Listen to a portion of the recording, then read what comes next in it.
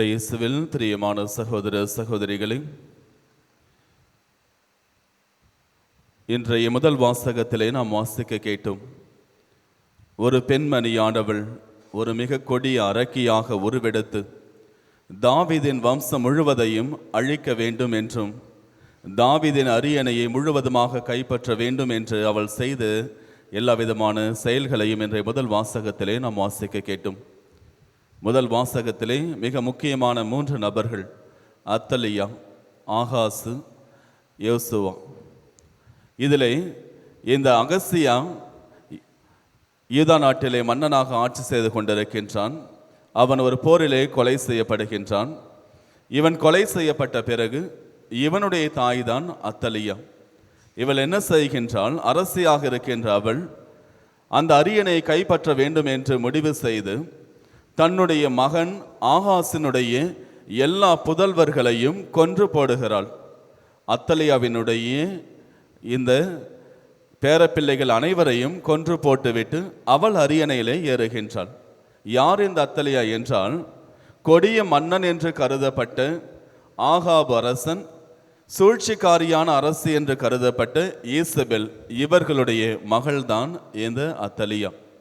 இவள் இந்த அரசை கைப்பற்ற வேண்டும் என்ற ஒரு கொடிய எண்ணத்தோடு, தாவீதின் வம்சம் முழுவதையும் அழிக்க வேண்டும் என்ற ஒரு கொடிய எண்ணத்தோடு செயல்பட்டு தன்னுடைய பேரப்பிள்ளைகள் அனைவரையும் கொன்று போட திட்டமிட்டு கொன்று போட்டு கொண்டு இருக்கின்றாள்.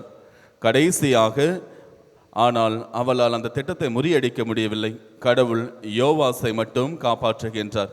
1 வயது குழந்தையாக இருக்கின்ற யோவாசு காப்பாற்றப்படுகின்றார். காப்பாற்றப்பட்ட பிறகு அவர் கடவுளுடைய இல்லத்திலேயே மறைத்து வைக்கப்படுகின்றான். யோவாசு கடவுளுடைய இல்லத்திலே மறைத்து வைக்கப்பட்டு 6 வருடங்கள் இந்த அத்தலியா அரசினுடைய கண்களுக்கே தென்படாமல் அங்கேயே காக்கப்படுகின்றான். கடைசியாக 7ஆம் ஆண்டிலே கடவுள் இந்த யோவாசை அரசராக அவர் திருப்பொழிவு செய்கின்றார். இதுதான் இன்றைய முதல் வாசகத்திலே வாசிக்கப்பட்ட நிகழ்வு. இயேசுவில் பிரியமான சகோதர சகோதரிகளை, இந்த அத்தலியா ஆண்ட ஒரு 6 வருட காலம் இந்த யூத மரபிலே ஒரு இருண்ட காலமாக கருதப்பட்டது. அந்த அளவிற்கு ஒரு கொடுமையான ஆட்சியை செய்து கொண்டிருந்தாள். இந்த அத்தலியா பாகால் தெய்வத்தை வழிபட்டு கொண்டிருந்தால் இஸ்ரேல் நாட்டிலே. யூதா நாட்டிற்கு வந்த பிறகு தன்னுடைய மகன் ஆகாசையும் பாகாலை வழிபட வேண்டும் என்று அவரை அறிவுறுத்தி அந்த பாகால் தெய்வத்திற்கான எல்லா விதமான வழிபாடுகளையும் யூதா நாட்டிலும் செய்ய தொடங்கி பொய் தெய்வங்களுக்கான வழிபாடுகளை யூதா நாட்டிலும் அதிக அளவிலே அரங்கேற்றி கொண்டிருந்த இந்த அத்தலியா ஒரு கொடுங்கால் ஆட்சியை செய்து கொண்டிருந்தாள்.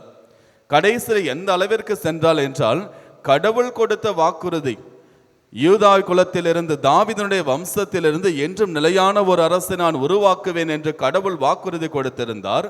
அந்த வாக்குறுதியை அழிக்க வேண்டும் என்ற நோக்கத்திலே யூதா, அதாவது தாவீது அரசனுடைய வம்சத்தில் வந்த அனைவரையும் கொன்று போட திட்டமிடுகின்றாள். ஆனால் கடைசியில் கடவுளுடைய திட்டத்தை யாராலும் முறியடிக்க முடியாது என்பதை கடவுள் நிரூபித்து காட்டுகின்றார். மனிதன் எவ்வளவுதான் சதி திட்டம் தீட்டினாலும், சாத்தான் எவ்வளவுதான் சூழ்ச்சி செய்தாலும் கடைசியிலே வெற்றி பெறுவது கடவுளுடைய திட்டம் மட்டுமே என்பதை நாம் உணர்ந்து கொள்ள வேண்டும். நம்முடைய வாழ்விலும் அது போன்றுதான். மனிதர்கள் நமக்கு எதிராக எவ்வளவுதான் சதி திட்டம் தீட்டினாலும், மனிதர்கள் நமக்கு எதிராக எவ்வளவுதான் சூழ்ச்சிகளை செய்தாலும், சாத்தான் எவ்வளவுதான் சோதனைகளை கொடுத்தாலும், கடவுள் நமக்கென கொடுக்க இருப்பதை யாராலும் தடுக்க முடியாது. கடவுள் நம்மை எப்பொழுதும் பாதுகாக்கின்றவராக, கடவுளுடைய வாக்குறுதி தான் கடைசி வரை நிலைத்திருக்கும். கடவுள் நமக்கு வாக்குறுதி கொடுத்து நம்மை காக்கின்றார் என்றால் அதை யாராலும் தடுக்கவே முடியாது என்பதை இன்றைய முதல் வாசகம் ஆணித்தரமாக நமக்கு எடுத்து காட்டுகின்றது. அடுத்ததாக, அந்த அரசை அந்த நாடு முழுவதையும் ஆண்டாலும் அவளால் கடைசி வரையில் கடவுளுடைய இல்லத்திலே மறைத்து வைக்கப்பட்டிருந்த ஒரு குழந்தையை கண்டுபிடிக்க முடியவில்லை. காரணம், கடவுளுடைய அரவணைப்பில் செல்லுகின்ற எல்லோருமே காக்கப்படுவார்கள். கடவுள் ஒருவரை பாதுகாக்க வேண்டும் என்று முடிவு செய்துவிட்டால் அந்த இடம் முழுவதும் யாருடைய கட்டுப்பாட்டுக்குள் இருந்தாலும் கடவுள் அது அனைத்தையும் தகர்த்து விடுவார். அந்த நாடு முழுவதும் அந்த அத்தலியாவினுடைய கட்டுப்பாட்டுக்குள் இருந்தாலும் கூட, ஆனால் அரண்மனைக்கு அருகிலே இருக்கின்ற அந்த கோவிலில் இருக்கின்ற அந்த ஒரு சிறுவனை கண்டுபிடிக்க முடியவில்லை. 6 வருடங்களாக கடவுளால் பாதுகாக்கப்பட்டு கொண்டிருந்தான். கடைசியாக 7வது வருடத்திலே அரசனாக கடவுளால் திருப்பழிவு செய்யப்பட்டான். அதே போலதான் இறைவன் நம்மையும் பாதுகாக்கின்ற பொழுது எந்த மனிதனாலும் நமக்கு எதிராக எதையும் செய்ய முடியாது. நமக்கு இருக்கின்ற ஒரே புகலிடம், நமக்கு இருக்கின்ற ஒரே கேடயம், நமக்கு இருக்கின்ற ஒரே கவசம், நமக்கு இருக்கின்ற ஒரே பாதுகாப்பு இறைவனினுடைய நிழலில் வாழ்வதுதான். நாம் நமக்கு பாதுகாப்பு வேண்டும் என்கின்ற பொழுது மனிதர்களிடம் தஞ்சம் புகுவதை விட இறைவனிடம் தஞ்சம் புகுவதுதான் நமக்கு ஒரு சிறந்த பாதுகாப்பு. இறைவன் நமக்கு தருகின்ற பாதுகாப்பை போல எந்த ஒரு மனிதனாலும் நமக்கு பாதுகாப்பு தர முடியாது. நம்முடைய வாழ்விலே எத்தனை பிரச்சனைகள் வந்தாலும், எத்தனை துன்பங்கள் வந்தாலும், துயரங்கள் வந்தாலும், நாம் இறைவனிடத்தில் தஞ்சம் புகுகின்ற பொழுது இந்த உலகம் முழுவதும் நமக்கு எதிராக சூழ்ச்சி செய்தாலும் இறைவன் நம்மை பாதுகாப்பார். அந்த பாதுகாப்பிலே ஒரு குறைவும் ஏற்படாது. திருப்பாடல் ஆசிரியர் 91 சொல்வது போன்று, உன்னதரின் பாதுகாப்பில் வாழ்பவர், எல்லாம் வல்லவரின் நிழலில் தங்கியிருப்பவர், அவர் சொல்லுவார், கடவுளை எனக்கு கேடயமும் கவசமுமாக உள்ளார் என்று. கடவுள் அதே போன்று அவரை தம் சிறகுகளின் கீழ் பாதுகாப்பார்.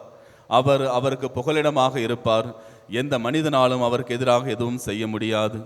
இயேசுவில் பிரியமான சகோதர சகோதரிகளை, நாம் நம்முடைய வாழ்விலே எந்த ஒரு சூழ்நிலையாக இருந்தாலும் கடவுளிடத்தில் தஞ்சம் புக கற்றுக்கொள்ள வேண்டும்.